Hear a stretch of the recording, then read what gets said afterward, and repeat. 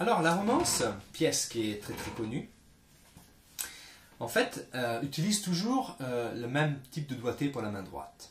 Okay, alors, vous avez le pouce sur la 6e corde, l'annulaire sur la première corde, le majeur sur la 2e corde et l'index sur la 3e corde. Là, je joue. La première fois, le pouce et l'annulaire ensemble. Alors ça, maintenant, on travaille juste la main droite. Après, on va mettre la main gauche. Donc, pouce et A. Ensuite, M et I. Ok, donc je refais ça. Pouce et A, M, I. Je vais le faire 3 fois. La première fois avec la basse, 2 autres fois sans la basse. Donc ça fait la première fois avec la basse. A, M, I, A, M, I, A, M, I. D'accord? Ça représente une mesure. 2, 3 temps. Premier temps, deuxième temps, troisième temps. Et ça recommence. 1, 2, 3, 1, 2, 3, 1, 2, 3. Alors il faut s'entraîner comme ça juste avec la main droite. Ok, d'abord. Ensuite, on place le 4e doigt sur la 7e case de la première corde. Donc j'ai la première corde, j'ai le 4e doigt. Et là, je fais exactement le même mouvement que j'ai fait. D'accord? Donc ça, c'est la première mesure. Pouce et A.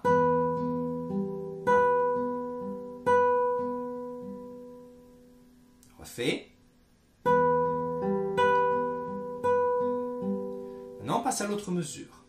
Je refais, donc, toujours le 4e doigt avec le pouce, puisque ça représente le premier temps. On se rappelle, le premier temps, j'ai la basse, toujours la basse, sans basse, sans basse. Alors, la première mesure, on a vu, c'était comme ça. Deuxième mesure, maintenant, je refais avec la basse. 4e doigt. Maintenant, le 2e doigt sur la 5e case. Et le 2e doigt glisse jusqu'à la 3e case. Ensuite, je rejoue ici le 2e doigt sur la 3e case. Avec la basse. Premier doigt. Et à vide. Donc ça fait, première fois avec la basse, les 2 autres fois sans la basse.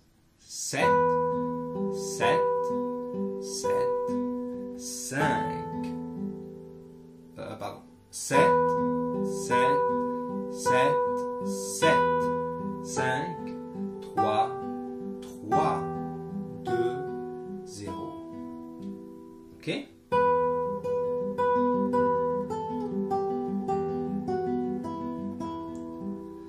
Maintenant, nouvelle section, on va dire.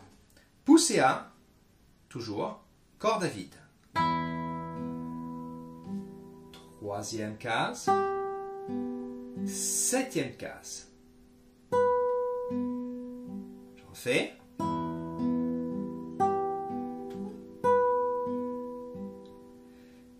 Quatrième doigt va jusqu'à la 12e case.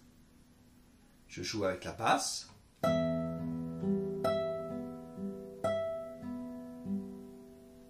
Maintenant, nouvelle mesure. 12e. Deuxième doigt à la 10e.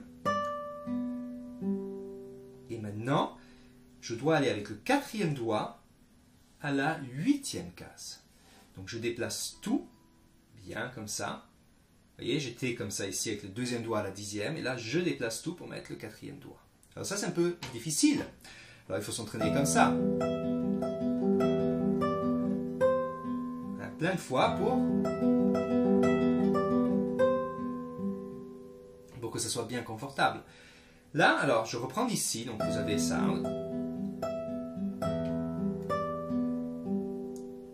Quatrième doigt à la 8e. Ensuite, je joue avec le pouce et l'annulaire toujours. Maintenant, je fais un barré avec le premier doigt. Là, j'ai le 4e ici. J'ai changé la basse. Maintenant, on est à la 5e corde. Et je fais toujours le même mouvement d'avant. Mais maintenant, avec la 5e corde, avec le pouce. 3e doigt. et le premier doigt qui fait le barré à la 5e. Ok, je reprends à partir de la 12e. Ça fait.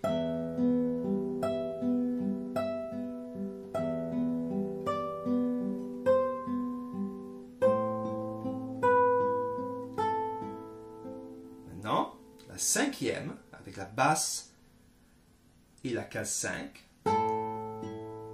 7e case avec le 3e doigt. 4e doigt, case 8. Ok, donc je reprends ça.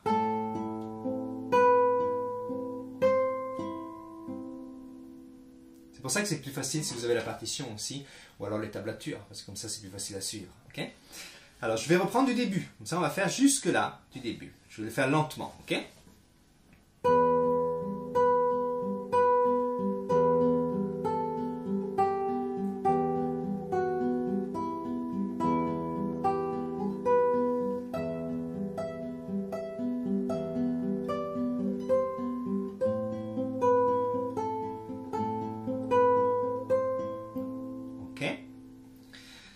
Je passe maintenant un barré. Ça c'est un peu plus dur parce que j'ai fait comme ça. Et là j'arrive ici. Alors ce qui est important en fait, c'est quand vous faites le barré, d'abord mettre le barré et ensuite mettre le deuxième doigt quand vous avez besoin du deuxième doigt. Exemple, je suis comme ça. Maintenant je fais le barré. J'ai deux notes, une, deux, et là je mets le deuxième doigt. Seulement quand je vais jouer avec l'index, comme ça je suis synchronisé, donc ça fait... Vous voyez, j'ai pas mis le deuxième doigt encore, ça fait donc... Et maintenant je le mets. Okay? Et même si vous jouez très très vite, il n'y a aucun problème techniquement, mais c'est beaucoup mieux techniquement de faire comme ça. Donc je synchronise, je vais jouer cette note avec le deuxième doigt en même temps que je joue l'index. Okay? Là donc, j'arrive, j'ai le barré à la 7e case. Je fais toujours le même mouvement avec la main droite. Deuxième doigt, ici. Donc, là, je vais mettre le troisième doigt. Ça, c'est un peu plus dur aussi. Le troisième doigt, je dois le mettre ici. Alors, je tourne un peu la main. D'accord? Je fais ça. Vous voyez? En tournant la main un peu, c'est beaucoup plus facile de mettre le troisième doigt à la 8e case. Parce que normalement, mon troisième doigt tombe à la 7, 8, 9, si je suis comme ça. Alors, au lieu de forcer, hein, comme un fou là pour mettre le troisième, non, ce que je fais, je tourne un peu, et là c'est plus facile. Ok, donc je fais ça, regardez le mouvement ici. Ok, ensuite,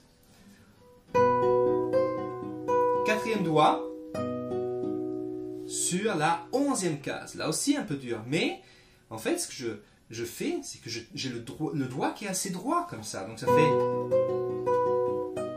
C'est plus facile là aussi que si je devais faire comme ça. Ok, donc là je replace le troisième doigt sur la 8e case et là j'ai le barré à la 7e. Je refais ce passage.